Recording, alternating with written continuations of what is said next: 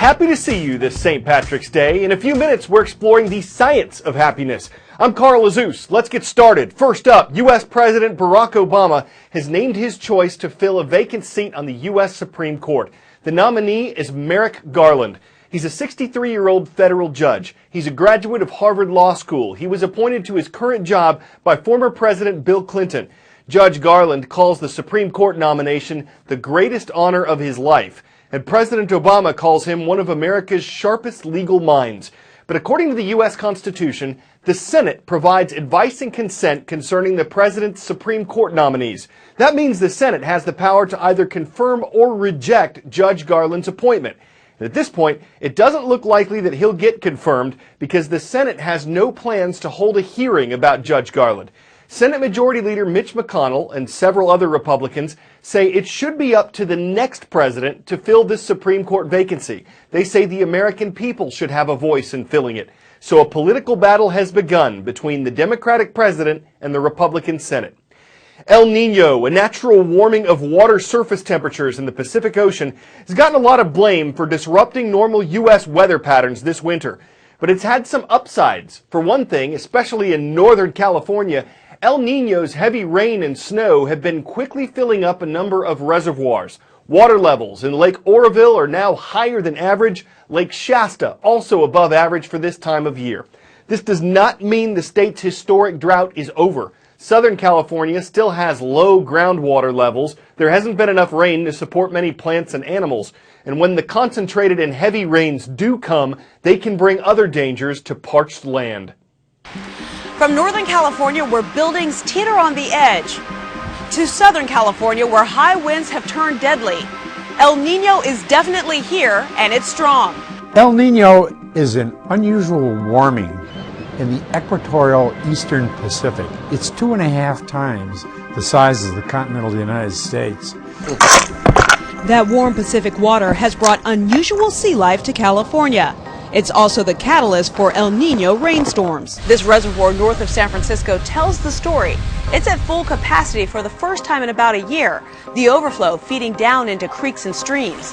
That's great for the fish population and the river otters that live here. So these are relatively small reservoirs, so we have between a 2 and maybe 3 year supply of water. Much less than the 4.5 million acre feet at Shasta Lake, the largest reservoir in California. With all the rain, it's now more than 75% full, and it may not be done, because this El Nino is expected to behave like the one in 1998. It's eerie how they've replicated each other. NASA's Bill Patzert says that's why he thinks the most rain will come late in the season. Whoa! Just as it did 18 years ago. So many here are literally on edge. For residents in Southern California, the issue is mudslides, especially in areas scorched by wildfire. When those great storms start rampaging and dropping copious amounts of water, they'll rush out of the arroyos into the foothills, and remember, everything below that is a floodplain. But don't expect all that rain to bust the epic drought here. LA County captures some groundwater, but the fact is most of it is lost, running out into the Pacific Ocean. It will take more than a decade of above normal snowpack and rainfall to get us out of this drought.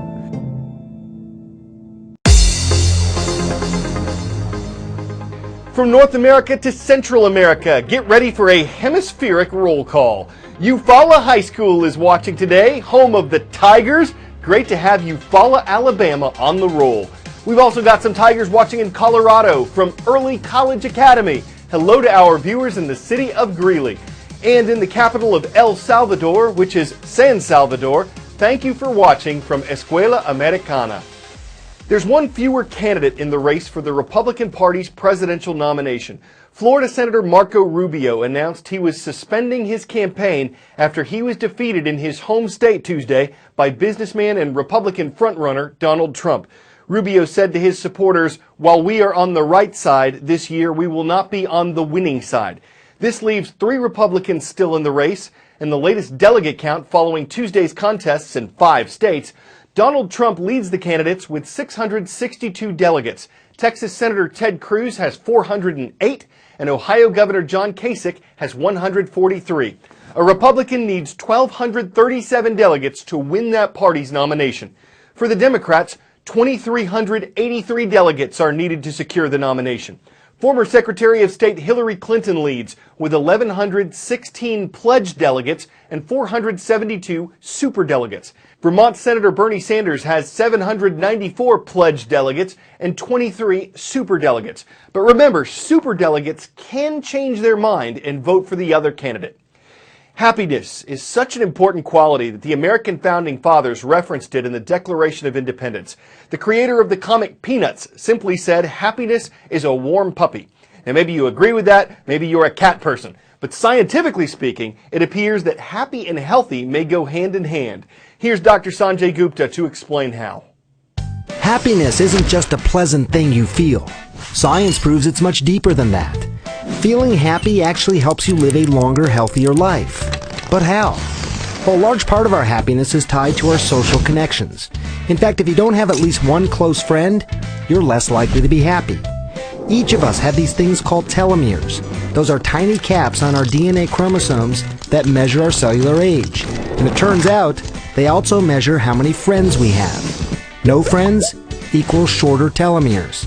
So by simply being social, you can actually slow down your biological age, living longer and happier.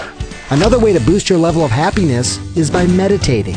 Research shows as little as 20 minutes a day can lower your level of stress hormones. Time for a pop quiz. Is this glass half empty or half full? If you said half full, you're on your way to feeling happier and healthier. A Harvard study found that optimists are 50% less likely to have heart disease, a heart attack, or a stroke. Keeping an overall optimistic attitude actually offers protection against cardiovascular disease. Science doesn't fare as well for pessimists. They not only have lower levels of happiness compared to optimists, but research shows that people with negative thoughts are 3 times as likely to develop health problems as they age. So what do you do if you're not a naturally happy person? Well, experts say the key is to act as though you're an optimist, even if you're not.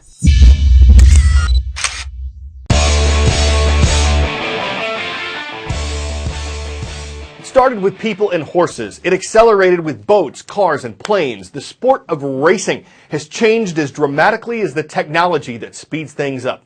When you take the fundamentals of RC racing, you make that airborne, and you throw in a virtual reality headset, you get one of the newest dynamic pro racing sports, and it's at your fingertips. In parks, garages, and almost any open place around the world, a new sport is emerging at breakneck speed. This is professional drone racing. It can be so nerve-wracking that my entire body starts shaking. When I look through here, I can see the image coming straight from the quadcopter with this small camera on the bottom. This is essentially the next F1 meets X Games. Races can top speeds of up to 80 miles per hour.